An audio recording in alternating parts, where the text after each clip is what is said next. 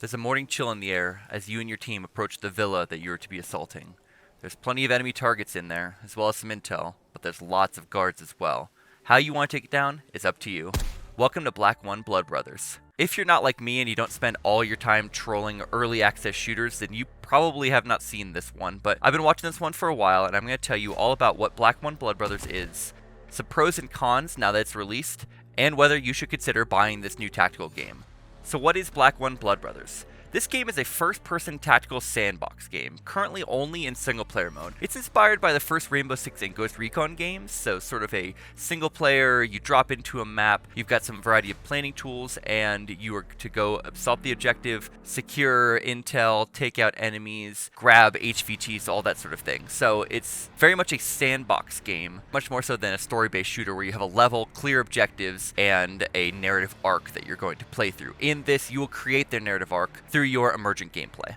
This game's being produced by a single individual that goes by Helios Productions. He's created a few other games on Steam, all in the Unreal Engine. Previously, he did create a game called Black Day that you might have heard of. This game is sort of Black Day 1.5. There were some issues, I guess, with the original Black Day that just couldn't be resolved through additional development. So he took some time to create a different game, work out some systems, and then came back to this idea for Black 1 Blood Brothers. More on Black Day in a little bit. But for now, let's hop into what I like about this game. Black 1 Blood Brothers is an extremely ambitious game. I'll say that right off the bat, and I really like how the developer has tried to sort of take a kitchen sink approach to a tactical game. There is every single tactical system that you could possibly imagine in here, between a synchronized squad planning tool, drones, attack dogs, variety of stances and movement types, night vision, no night vision, free look, basically everything you could think of that somebody might put into a tactical game has been put into this game. There's also an amazing customization system that was really kind of staggering when I first looked at it. I did not expect so many weapons, so many options, so many character options. The tactical Barbie implications of this game are absolutely outstanding. To show that off, I've actually created a whole customized operator in this video, but I've sped it up really fast, so if you don't want to watch it, just watch through. If you do want to watch it, make sure to slow down the video so you can see all the options at every step of the way. It's actually quite impressive.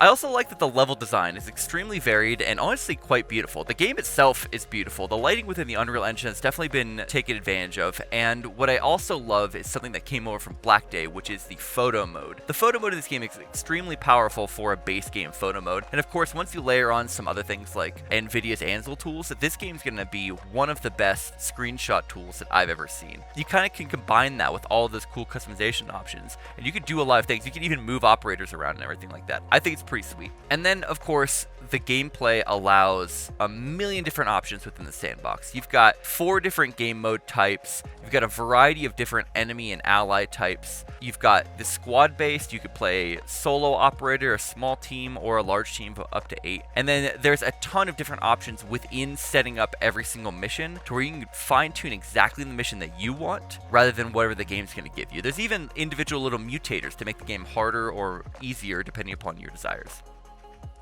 Now let's talk about some things that Black 1 doesn't do so great. So first off, I was going to say, this game released yesterday, and it is very early access. There's some jank in the animations, the AI is pretty rudimentary, especially for the enemies. The ally AI doesn't seem too bad, but the enemy AI is just kind of, run around, shoot, run directly at you. They'll take cover every once in a while, but they're not quite to the immersive level that you're looking for yet. Probably the biggest improvement that needs to be made is the player controller. The player controller is relatively rough. Everything feels kind of somewhat disconnected, including the shooting, which in a game like this, having really chunky, good feeling shooting is definitely a must. And I think that this game, like many of the other original games that it's based on like Rainbow Six and Ghost Recon, you feel kind of disconnected when you fire. But the problem is that those games were released 20 years ago and this game's being released now, so it's going to be compared to games that have great gunplay like Insurgency, Sandstorm, Zero Hour, those sorts of games. And then let's talk about the price. So this game currently in early access is releasing at $17.99, which I think is a fair price for a solo dev, but I know that you can't help but compare it to other games that are also in the $20 price range. And right now this game doesn't quite stack up. Of course, it did just come out. Who knows what's going to happen during the development cycle? But I know a lot of people are going to come into it looking at that price and wonder why you would buy this over other games. I don't really have a good answer for that,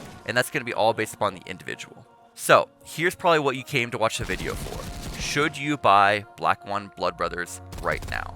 First off, I want to say, if you've been enjoying this video, if it's been helpful to you, make sure to like it. It does help it get in front of more people. Maybe you can spread the word, get more eyes on tactical games overall, and we can get more great allies to play with. Anyway, before I give you my verdict, if you bought Black Day, the previous game by Helios Productions, you actually already own this game. That's because Helios understood that he didn't deliver a full game in Black Day, so he's giving this game away for free to everyone who bought that game. Like I said, it is kind of a Black Day 1.5. So if you already bought that game, then go ahead, start playing yourself, and you can determine whether you like it. Now, if you did not buy Black Day previously, and you're wondering if you should pick this one up, I would say if you really believe in the concept of a single-player sandbox shooter, and you really enjoy that freedom, and you want to play around, fiddle around, and get to do cool things, then I think it's worth a shot. But you have to believe in the concept. If you're somebody who is going to be annoyed by early access jank, like animations that don't quite work right, some brain-dead AI, that sort of thing, then definitely give this one a pass for now. Take a wait-and-see approach, because this game, honestly, could be something amazing. It's not there yet, but all the systems are there, the basis is there, and I think if the developer can continue to add onto those systems and refine things, I think it could really grow up into something that's a cornerstone of this genre. We don't have that many single-player sandbox tactical shooters right now, unless you're going to go buy one from Ubisoft, and who wants to do that? So I'm really rooting for Helios in this. Now, as part of your decision to buy it, of course,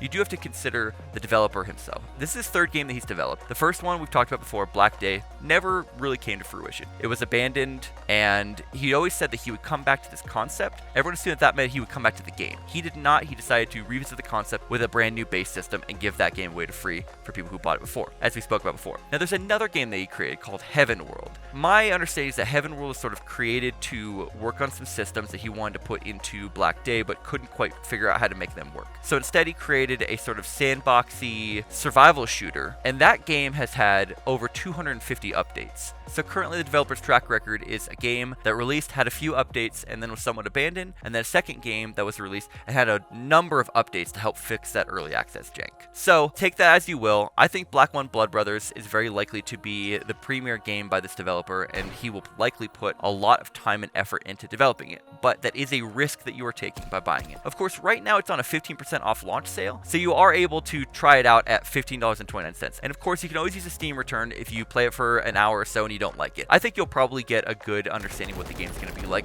within an hour. Also, co-op has been proposed if this game sells well, but that might not come to pass. Helios has said that he himself doesn't know how to create co-op games. You have to bring another person onto the team to be able to do that, which means he needs a lot of sales. But if you like co-op shooters, and you want something sort of like this, definitely check out my videos on Ground Branch and Zero Hour, which are the same sort of game, but have co-op and PvP modes as well enabled. Thanks, and I'll see you over there. UselessFodder, out.